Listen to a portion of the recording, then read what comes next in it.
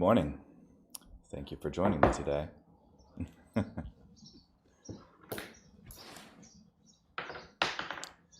Well, let's start here in Exodus chapter 29, verse 1, through chapter 30, verse 10.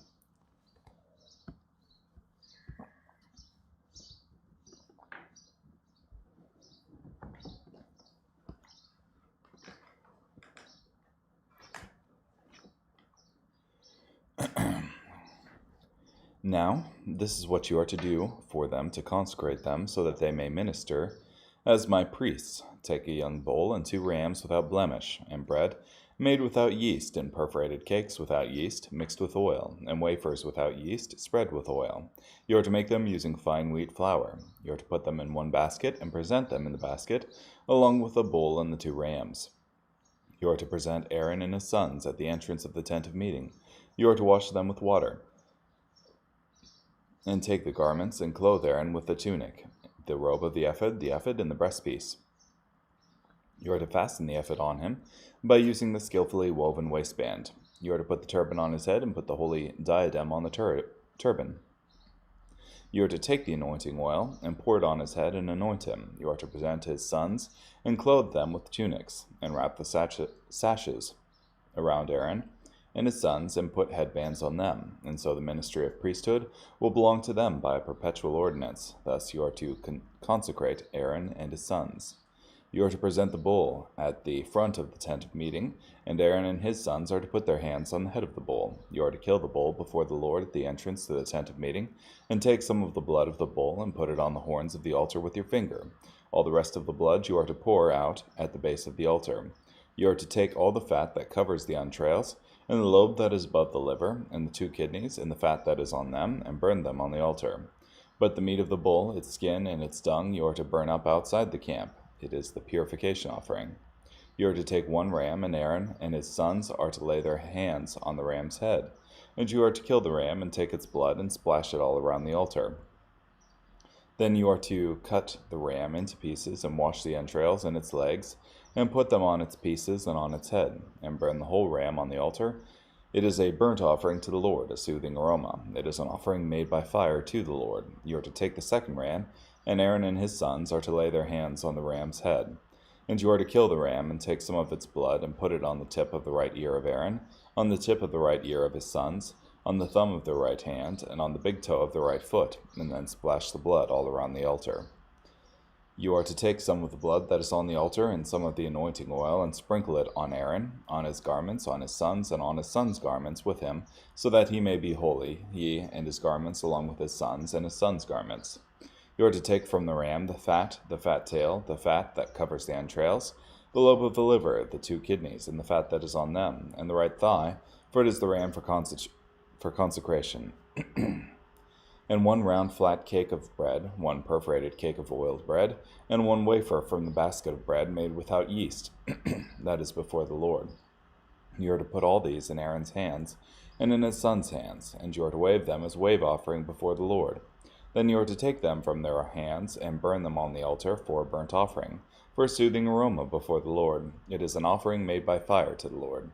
You are to take the breast of the ram of Aaron's consecration. You are to wave it as a wave offering before the Lord, and it is to be your share. You are to sanctify the breast of the wave offering, and the thigh of the contribution, which were waved and lifted up as a contribution from the ram of consecration, from what belongs to Aaron and to his sons. It is to belong to Aaron and to his sons from the Israelites by a perpetual ordinance, for it is a contribution. It is to be a contribution from the Israelites from their peace offerings, their contribution to the Lord. The holy garments that belong to Aaron are to belong to his sons after him, so that they may be anointed in them and consecrated in them. The priest who succeeds him from his sons, when he first comes to the tent of meeting to minister in the holy place, is to wear them for 7 days. You are to take the ram of the consecration and cook its meat in a holy place. Aaron and his sons are to eat the meat of the ram, and the bread that was in the basket at the entrance of the tent of meeting. They are to eat those things by which atonement was made, to consecrate and set them apart. But no one else may eat them, for they are holy. If any of the meat from the consecration offerings, or any of the bread is left over until morning, then you are to burn up what is left over. It must not be eaten, because it is holy. Thus you are to do for Aaron and for his sons, according to all that I have commanded you. You are to consecrate them for 7 days. Every day you are to prepare a bull for a purification offering for atonement. You are to purge the altar by making atonement for it, and you are to anoint it to set it apart as holy. For 7 days you are to make atonement for the altar, and set it apart as holy. Then the altar will be most holy. Anything that touches the altar will be holy. Now this is what you are to prepare on the altar every day continually: 2 lambs, a year old. The first lamb you are to prepare in the morning, and the second lamb you are to prepare around sundown. With the first lamb, offer 1/10 of an ephah of fine flour mixed with 1/4 of a hin of oil from pressed olives, and 1/4 of a hin of wine as a drink offering. The second lamb you are to offer around sundown. You are to prepare for it the same meal offering as for the morning, and the same drink offering for a soothing aroma, an offering made by fire to the Lord. This will be a regular burnt offering throughout your generations at the entrance of the tent of meeting before the Lord, where I will meet with you to speak to you there. There I will meet with the Israelites, and I will be set apart as holy by my glory. So I will set apart as holy the tent of meeting and the altar, and I will set apart as holy Aaron and his sons, that they may minister as priests to me. I will reside among the Israelites, and I will be their God, and they will know that I am the Lord their God, who brought them out from the land of Egypt, so that I may reside among them. I am the Lord their God. You are to make an altar for burning incense. You are to make it of acacia wood. Its length is to be 1.5 feet, and its width 1.5 feet. It will be square. Its height is to be 3 feet, with its horns of one piece with it. You are to overlay it with pure gold, its top, its 4 walls, and its horns, and make a surrounding border of gold for it. You are to make 2 gold rings for it under its border, on its 2 flanks. You are to make them on its 2 sides. The rings will be places for poles to carry it with. You are to make the poles of acacia wood and overlay them with gold. You are to put it in front of the curtain that is before the ark of the testimony, before the atonement lid that is over the testimony, where I will meet you. Aaron is to burn sweet incense on it morning by morning. When he attends to the lamps, he is to burn incense. When Aaron sets up the lamps around sundown, he is to burn incense on it. It is to be a regular incense offering before the Lord throughout your generations. You must not offer strange incense on it, nor burnt offering, nor meal offering, and you must not pour out a drink offering on it. Aaron is to make atonement on its horns once in the year, with some of the blood of the sin offering for atonement. Once in the year he is to make atonement on it throughout your generations. It is most holy to the Lord. Okay.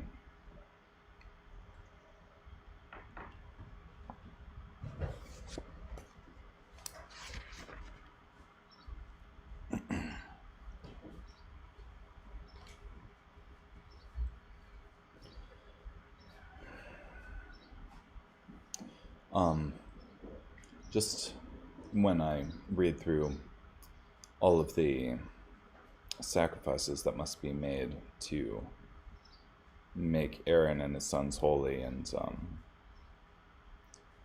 just the cost of this relationship with God,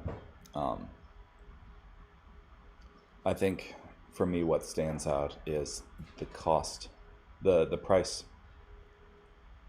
how much sin separates us from God, how bad being sinful truly is in God's eyes, and the steep price for which it has to be atoned for. So, carrying on. Matthew chapter 26, verse 14 through verse 46. Then one of the 12, the one named Judas Iscariot, went to the chief priests and said, "What will you give me to betray him into your hands?" So they set out 30 silver coins for him. From that time on, Judas began looking for an opportunity to betray him. Now on the first day of the feast of unleavened bread, the disciples came to Jesus and said, "Where do you want us to prepare for you to eat the Passover?" He said, "Go into the city to a certain man, and tell him, the teacher says, 'My time is near. I will observe the Passover with my disciples at your house.'"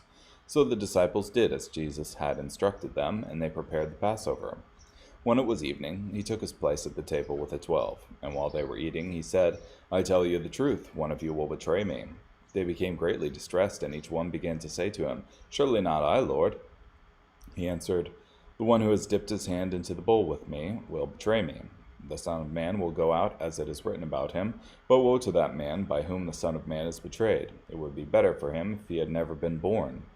Then Judas, the one who would betray him, said, "Surely not I, Rabbi." Jesus replied, "You have said it yourself."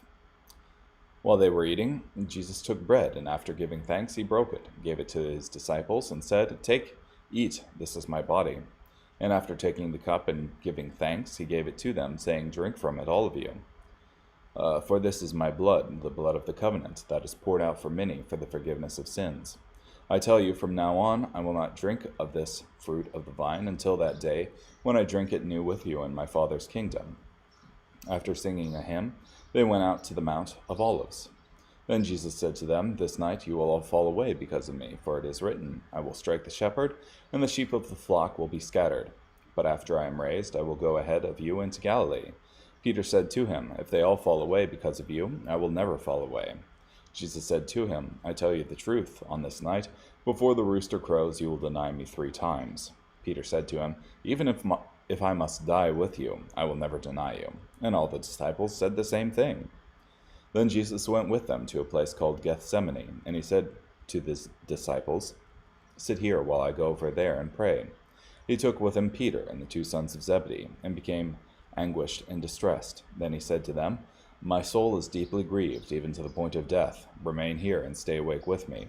Going a little farther, he threw himself down with his face to the ground and prayed, "My Father, if possible, let this cup pass from me, yet not what I will, but what you will." And then he came to the disciples and found them sleeping. He said to Peter, "So, couldn't you stay awake with me for 1 hour? Stay awake and pray that you will not fall into temptation. The spirit is willing, but the flesh is weak." He went away a second time and prayed, "My Father, if this cup cannot be taken away unless I drink it, your will must be done." He came again and found them sleeping. They could not keep their eyes open. So leaving them again, he went away and prayed for the 3rd time, saying the same thing once more. Then he came to the disciples and said to them, "Are you still sleeping and resting? Look, the hour is approaching, and the Son of Man is betrayed into the hands of sinners. Get up, let us go. Look, my betrayer is approaching."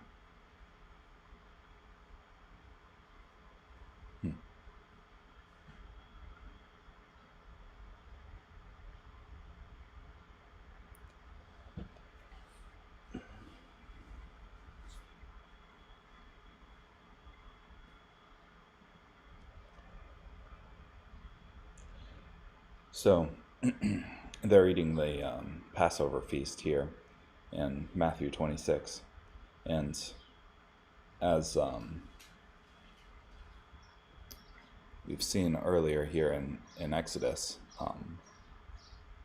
you had the sacrificial lamb that was slain so that the destroyer would pass by the houses of the children of Israel. And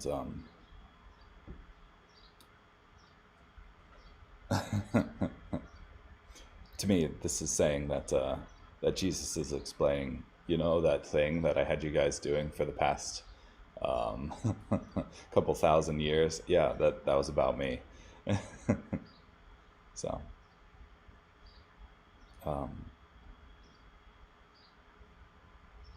yeah. Okay, let's carry on. Psalm 31, verses 19 through 24. How great is your favor, which you store up for your loyal followers. In plain sight of everyone you bestow it on those who take shelter in you. You hide them with you, where they are safe from the attacks of men. You conceal them in a shelter, where they are safe from slanderous attacks. The Lord deserves praise, for he demonstrated his amazing faithfulness to me when I was besieged by my enemies. I jumped to conclusions and said, "I am cut off from your presence." But you heard my plea for mercy when I cried out to you for help. Love the Lord, all you faithful followers of his. The Lord protects those who have integrity, but he pays back in full the one who acts arrogantly. Be strong and confident, all you who wait on the Lord.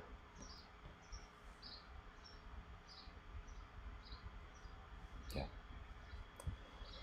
And finishing it up in Proverbs chapter 8, verses 14 through 26.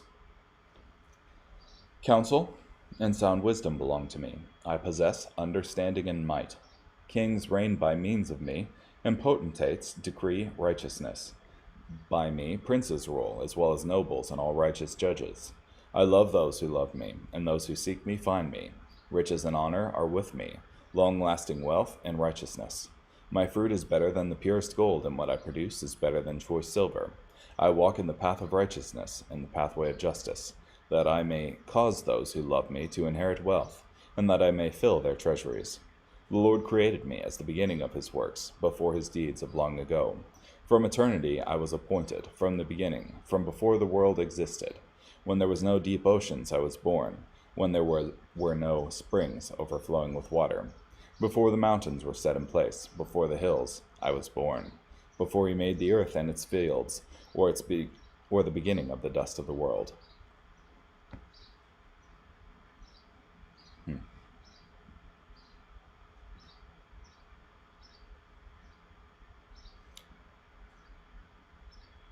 The timelessness of wisdom.